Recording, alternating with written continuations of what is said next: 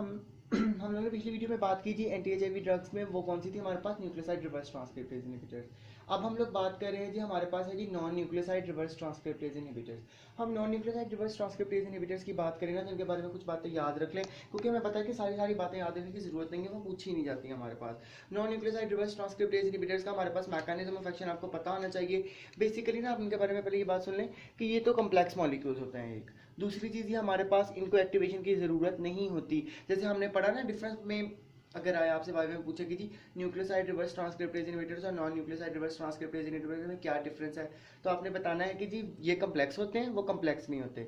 दूसरा, इनको एक्टिवेशन की जरूरत नहीं होती है, एज अ एक्टिव ड्रग ही हम लोग देते हैं, ठीक है। लेकिन न्यूक्लियोसाइड रिवर्स ट्रांसक्रिप्टेज इनहिबिटर हमें पता है कि वो एक्टिव फॉर्म में 5 ट्राइफॉस्फेट में कन्वर्ट होते हैं एक्टिव फॉर्म के अंदर, फिर अपना एक्शन परफॉर्म करते हैं, तो इनके साथ ऐसा कोई मसला नहीं है। अब हमें पता था कि हमारे पास ये मेरे पास रिवर्स ट्रांसक्रिप्टेज इनहिबिटर एंजाइम है ना, तो न्यूक्लियोसाइड लगती थी रिवर्स ट्रांसक्रिप्टेज इनहिबिटर्स यहाँ पे एक्टिव साइट के ऊपर। लेकिन हमारे पास जो है ना non nucleoside reverse transcriptase inhibitor, ये एक्टिव साइट पे नहीं लगती, लेकिन उसके करीब किसी जगह पे लग जाती हैं, यहाँ लग जाएंगी, यहाँ लग जाएंगी, यहाँ लग जाएंगी, यहाँ लग जाएंगी, और क्या करती हैं, डायरेक्ट ही एंजाइम की इनएक्टिवेशन करा देती हैं। जब हमारे पास एंजाइम ही इनएक्टिवेट हो जाएगा हमारे पास, तो एंजाइम काम कैसे करेगा, रिवर्स ट्रांसक्रिप्टेज काम कैसे करेगा, और हमारे पास वायरल का जीनोम बनेगा ही नहीं, वो डीएनए में कन्वर्ट ही नहीं होगा, ना वो डीएनए में कन्वर्ट होगा, वो ना वो आगे चलेगा, तो उसकी ग्रोथ में ही रुक जाती है। ठीक है जी, हमारे पास ये non nucleoside reverse transcriptase inhibitor की इंपॉर्टेंट बात थी कि ये क्या करता है, कम्प्लेक्स मॉलिक्यूल्स एक्टिवेशन की जरूरत नहीं होती इनको, और ये कैटालिटिक साइट के करीब जाके बाइंड होते हैं, और इनका काम सिर्फ ये है एंजाइम को इनएक्टिवेट कर देना, इसके अलावा कोई काम नहीं करते। ये मेरे पास 4 ड्रग्स लिखी हुई हैं, इसकी सिर्फ आप नाम याद रख लें इनके बारे में, नवीरापिन, एफावेरेंस, डेलाविडीन और एट्राविडीन। इनके बारे में जो इंपॉर्टेंट बात याद रखने वाली है वो सिर्फ एक एक दो बातें हमारे पास, कि नवेरिपिन जो है ना हमारे पास, ये वर्टिकल ट्रांसमिशन को रोकती है।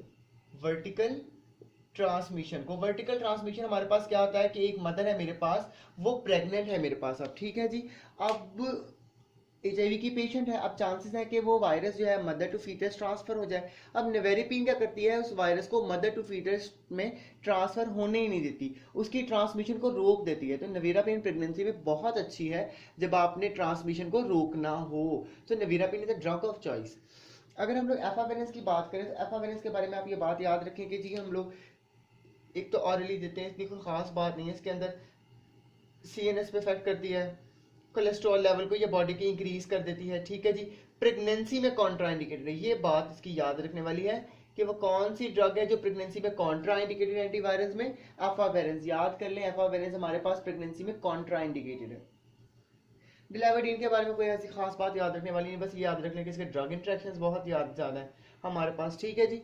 एट्राविडीन की अगर हम लोग बात करें तो उसके बारे में सिर्फ ये कि स्किन रैश कर देती है हमारे पास। इसके अलावा आपसे कोई कुछ नहीं पूछेगा कि वो मतलब जी इसका मैकेनिज्म बता दें, मैकेनिज्म तो सबका सेम है कि जिस तरह बाइंड करती है, डिफरेंस पूछ सकता है इनमें और उनमें, और यहाँ आपसे एक मेन बात पूछ सकता है कि डिलाविडीन का साइड इफेक्ट बता दें, ये ड्रग इंट्रैक्शंस करती है। एट्राविडीन हमारे पास स्किन रैशेस कर देती है, नेवेरिपिन वर्टिकल ट्रांसमिशन में मतलब बहुत इंपॉर्टेंट रोल प्ले करती है, और एफावेरेंस प्रेगनेंसी में कॉन्ट्राइंडिकेटेड है। इसके अलावा आपसे कुछ नहीं पूछेगा। नेक्स्ट हम लोग शुरू करते हैं जी, हमारे पास प्रोटीएज इनहिबिटर्स।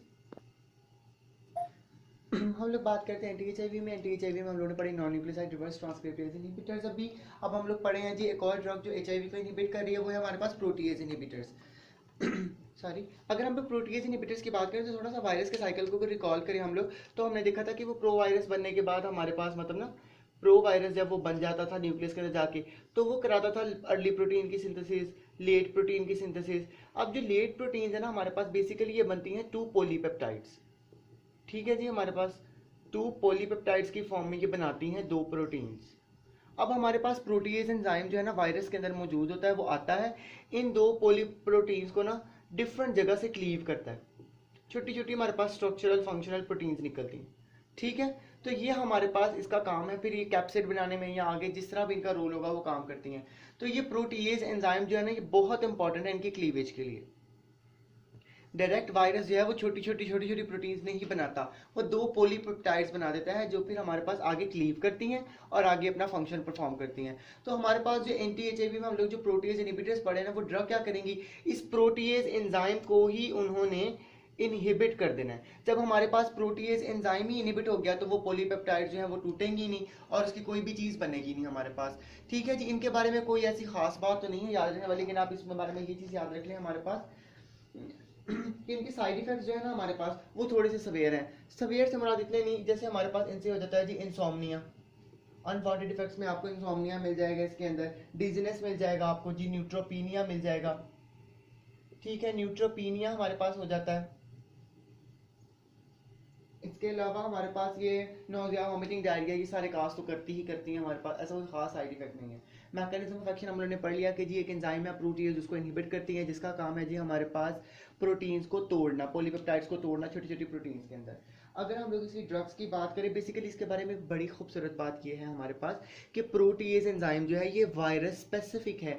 याद रखना है ये वायरस स्पेसिफिक है, ये सिर्फ वायरस में ही प्रेजेंट होता है। जब ये प्रेजेंट ही सिर्फ वायरस में है तो ये ड्रग ह्यूमन को अफेक्ट करती ही नहीं है। सो ये बड़ी खूबसूरत बात है इसके बारे में कि protease inhibitors has no effect on human cell because human cells does not contain protease enzyme. So that's why it is very good drug. अगर हम इसकी ड्रग्स की बात करें तो इसकी क्लासिफिकेशन वाई में मूवमेंट पूछी जाती है। एटाजेनाविर, ड्रोनाविर, फॉसम्प्रीनाविर, इंडिनाविर, लोपिनाविर, नेल्फिनाविर, रिटोनाविर और स्क्वानाविर, ये सारों के बारे में हम नहीं पढ़ेंगे। एक एक बात जो मेन जो होगी वो हम बस पढ़ लेंगे इनके बारे में। मुझे ये निमोनिक मिला था, आप इससे अच्छा भी बना सकते हैं, ढूंढ सकते हैं। एट डेयर फॉर इंडिया, लैला नेल्फी रिटायर्ड साइलेंटली। एट अटेनाविर, डी से ड्रोनाविर, फॉर एफ से फॉसम्प्रीनाविर, आई से इंडिनाविर, एल से लोपिनाविर, नेल्फिनाविर और रोटिनाविर और स्क्वानाविर। आप लोग कोशिश करें इनको याद कर लें बिकॉज वाईवे में वो पूछ सकता है ड्रग की क्लासिफिकेशन, क्योंकि पेपर में तो ये आएंगी नहीं बिकॉज, लेकिन वाईवे में वो पूछने वाला किसी से पूछ ले तो फिर बंदा फंस सकता है। अगर हम एटाजिनाविर की बात करें तो हमारे पास क्या करती है, इसका एक साइड इफेक्ट है जी, ये प्रोलॉन्ग कर देती है क्यूटी इंटरवल को। ठीक है, आपने इसके बारे में याद रखना है कि जी एटाजिनाविर हमारे पास क्या करती है जी, क्यूटी इंटरवल को प्रोलॉन्ग कर देती है। ड्रोनाविर के बारे में याद रख लें कि जी एलर्जी काज करती है। आपकी बुक में जो टेबल बना हुआ है ना हमारे पास, मोस्टली कैटजमेयर, रैंगन में लिपन कॉल में टेबल बना होता है, तो उन्होंने कलेक्टिव साइड इफेक्ट्स लिखे थे, वो सब ड्रग्स के लिखे होंगे, उनमें आपको यही साइड इफेक्ट्स मिलेंगे। मैंने इनको आइडेंटिफाई मतलब किया और सेपरेट करके लिखा है। फॉसम्प्रीनाविर की बात करें तो ये कॉन्ट्रा इंडिकेटेड है प्रेगनेंसी में। याद कर ले कॉन्ट्रा इंडिकेटेड कौन सी है जी, कॉन्ट्रा इंडिकेटेड है हमारे पास प्रेगनेंसी के अंदर। कौन सी ड्रग थी हमारे पास जो कॉन्ट्रा इंडिकेटेड थी प्रेगनेंसी के अंदर, एफावेरेंस। ठीक है, पिछली क्लास में वो थी। इसके अंदर हमारे पास फॉसम्प्रीनाविर हमारे पास जो है वो कॉन्ट्रा इंडिकेटेड है हमारे पास। इसके अलावा अगर हम लोग बात करें इंडिनाविर की तो ये हमारे पास रीनल डैमेज करती है हमारे पास। ठीक है जी, रीनल डैमेज कर देती है हमारे पास। इसके अलावा लोपिनाविर की अगर हम लोग बात करें तो लोपिनाविर की कोई ऐसी खास बात नहीं है। नेल्फिनाविर की बात करें अगर हम लोग तो प्रेगनेंसी में हमारे पास ये प्रेगनेंसी में हमारे पास अच्छी चल जाती है। प्रेगनेंसी में हमारे पास इस तरह चलती है कि भी ट्रांसमिशन को रोकती है हिसाब से हमारे पास, लेकिन ये है कि हमारे पास ये चल जाती है हमारे पास। ठीक है, सेफ्टी प्रोफाइल इसका काफ़ी अच्छा है प्रेगनेंसी के अंदर। नेल्फिनाविर की अगर हम लोग बात करें हमारे पास तो ये लोपिनाविर के आगे में लिख दिया, सॉरी लोपिनाविर के अंदर कुछ ऐसी बात नहीं है। नेल्फिनाविर जो है ना हमारे पास ये प्रेगनेंसी में चल जाती है, सॉरी गलती पकड़ी गई।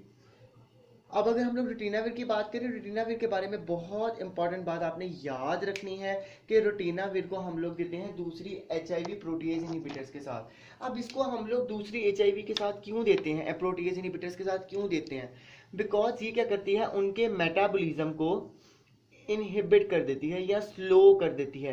अब जब प्रोटीएज इनहिबिटर्स का मेटाबॉलिज्म स्लो हो जाएगा वो बॉडी में ज़्यादा देर तक रहेंगी हमारे पास। जब वो बॉडी में ज़्यादा देर तक हमारे पास रहेंगी तो उनका एक्शन भी ज़्यादा देर तक हमारे पास आएगा।